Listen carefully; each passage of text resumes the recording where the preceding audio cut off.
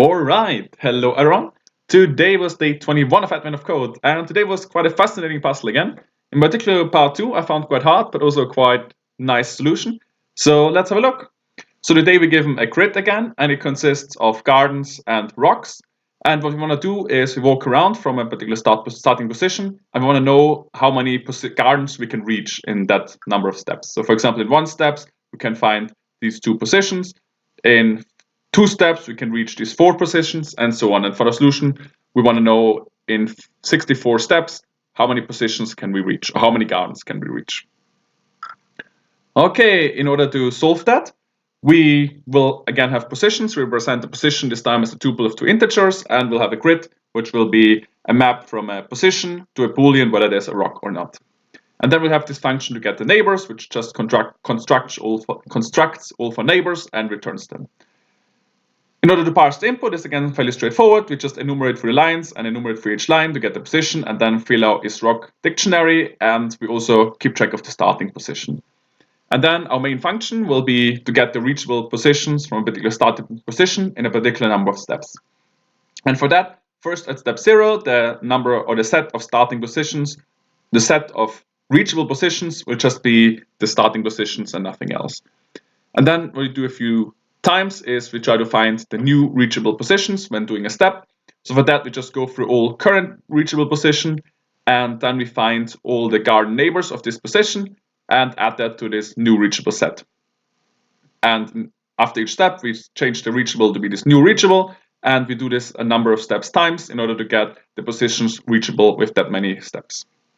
In order to get the garden neighbors, fairly straightforward. We just go through all the neighbors of a particular position, and then we check if the neighbor is in the dictionary, is a key in the dictionary, so is a valid position in the grid. And if the neighbor is not a rock, then we add it to this garden neighbors. And with that, we can solve the problem. So we will parse our input, and then we apply our function to get the set of reachable positions, and what we return is the length of this set of reachable positions. We should, of course, run it on the test input, and with a bit of luck, that looks good. So we can also run it on a real input, and it turns out it gives us the right solution. For part 2, the numbers get a lot bigger, and also the grid we have actually turns out that repeats infinitely in all directions. So first thing we can change is we update our position that finds the number of reachable positions to be a bit more efficient. So this time isRock will be a function, and again we have a starting position and a number of steps. And then for this slightly more efficient version, we consider the starting position, we consider the number of steps modulo 2, and this will tell us whether the starting position is just a set containing the starting position, or if the starting position is all the neighbors of the starting positions, which are gardens. And then in each step, we'll keep track of the previous new gardens, the current new gardens, and we'll use that to calculate the next new gardens. And we also keep track of a count of how many positions we reached so far. So what we'll do is we just iterate this time half the number of steps times, and in each iteration we do 2 steps. So based on the current garden, we do 1 step and then another step. And then the next new gardens will be the positions we found by taking 2 steps, but we have to subtract the old gardens, which will be the new gardens in the current iteration and the current new gardens in the previous iteration. And this will be the new gardens that we can reach in a particular with this extra step. And then we update the reached count, the previous new gardens, the set of previous new gardens, and the set of current new gardens. And this will be a slightly more efficient function that gets us the number of gardens that can be reached in a particular number of steps. And the step function will be fairly easy. So we just go through all the positions, then we go through each neighbor of each positions, and if it's a garden, we just add it to the new positions, and we don't even need to consider whether we are outside the grid or not. All right, so that will make things a bit more efficient, but it's definitely not enough to solve the problem. So in order to think about a solution, first observe that if we start at a particular position, and for example we are allowed to take a few steps, and we consider no rocks, then this will be the set of reachable positions we get. So it will be like diamond shaped.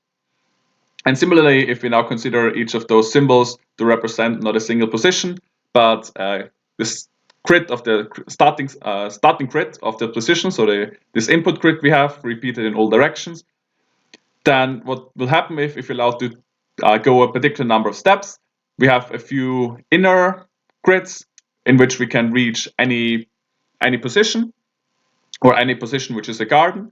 Then we have a few grids on the boundary in which will be able to reach some fractions of the garden. So some we reach some positions and some we can't. And then we have a lot of grids that are too far away where we can reach no position.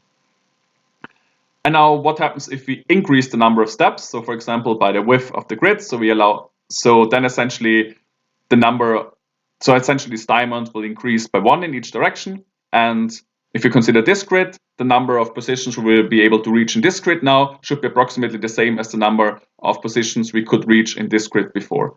And similarly, the number of positions we can reach in this grid will be similar to the number of positions we can reach in this grid. So essentially, this lets us hope that the number of positions we can reach is some nice and easy function of the number of steps. And in particular, the number of grids inside where we can reach any position will grow approximately quadratic with the number of steps. Then the number of grids on the boundary will grow approximately linear with the number of steps. And the number of grids at the corners will grow constant, will always be 4, so will grow constant with the number of steps. So we can hope is that the number of positions or number of gardens we can reach will actually be a quadratic function of the number of steps.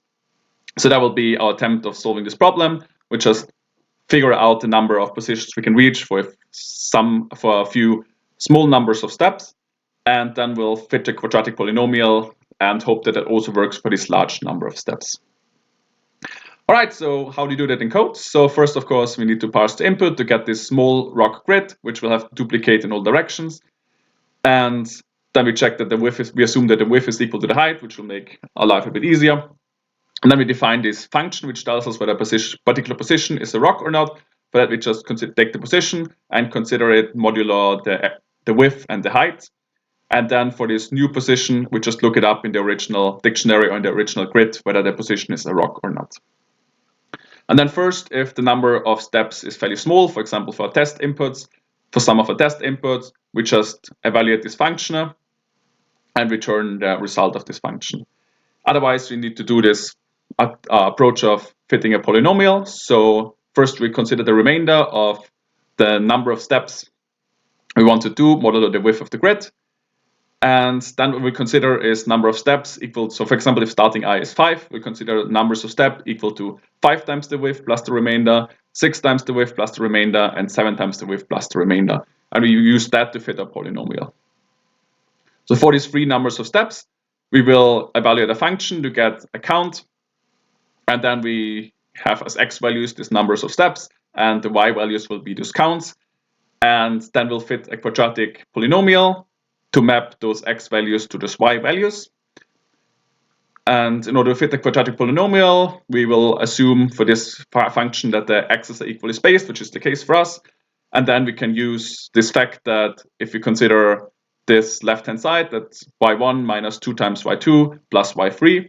And if we consider the right-hand side given by this polynomial, then it turns out the b and the c terms cancel. And this is equal to a times this term considering only x values. So from this formula, we can find a, and there's 2 similar formulas which allows us to find b and c. So that's exactly what we do. And so yes, so we get 3 values of a, b, and c, which allows us which fit exactly these y values to these values of x. And then we can hope that this polynomial does not only hold for those small values, but also for a much larger number of steps. So our solution estimate will just be the polynomial applied to this number of steps. And then we round this solution estimate to get a number of steps, which we'll hope that is actually the correct solution. So this time we got quite a few test inputs. If we run it on all of them, and I think for the first few, they will actually exactly evaluate this solution by the function we defined. For the last few, it will actually use this polynomial approach to find a solution. And if we test our function on all of them, it turns out it works. So it gives us the right solution on the test input. If we run on the real input, it also turns out it does give us the right solution, even when we set the starting I to 0. All right, that was it for day 21. I hope you enjoyed today's puzzles and the solution. And best of luck in the future, and I'll see you around.